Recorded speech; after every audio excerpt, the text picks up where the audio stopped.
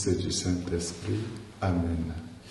Viens, Esprit de sainteté, viens, Esprit de lumière, viens, Esprit de feu, viens nous embraser. De l'Évangile de Jésus-Christ selon saint Matthieu au chapitre 13, versets 54 à 58. En ce temps-là, Jésus se rendit dans son lieu d'origine et il enseignait les gens dans leur synagogue, de telle manière qu'ils étaient frappés d'étonnement et disaient: d'où lui viennent cette sagesse et ces miracles? N'est-il pas le fils du charpentier? Sa mère ne s'appelle-t-elle pas Marie et ses frères Jacques, Joseph, Simon et Jude? Et ses sœurs ne sont-elles pas toutes chez nous? Alors d'où lui vient tout cela? Et ils étaient profondément choqués à son sujet. Jésus leur dit: un prophète n'est méprisé que dans son pays et dans sa propre maison. Et il ne fit pas beaucoup de miracles à cet endroit-là, à cause de leur manque de foi. Acclamons la parole de Dieu. Louange à toi, Seigneur Jésus. Aujourd'hui comme hier, il nous est difficile de parler de Dieu à ceux qui nous connaissent depuis toujours.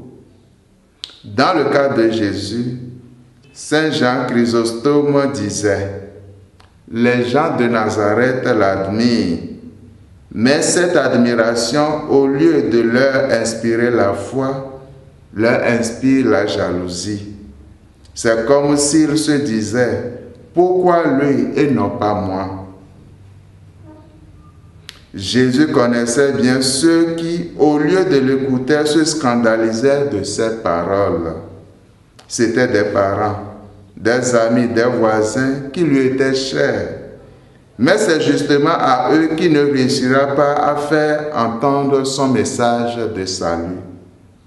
Chers amis, cela peut nous arriver aussi quand nous nous efforçons réellement de vivre en bons chrétiens.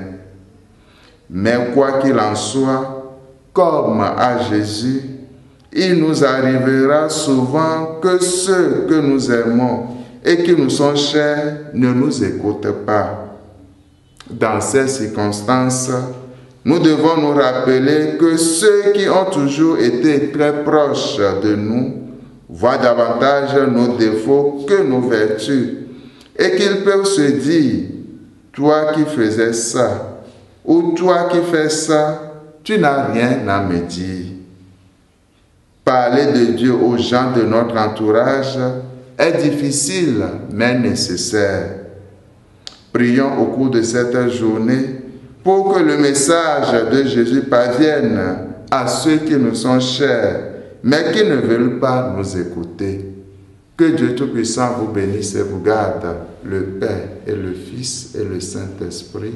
Amen.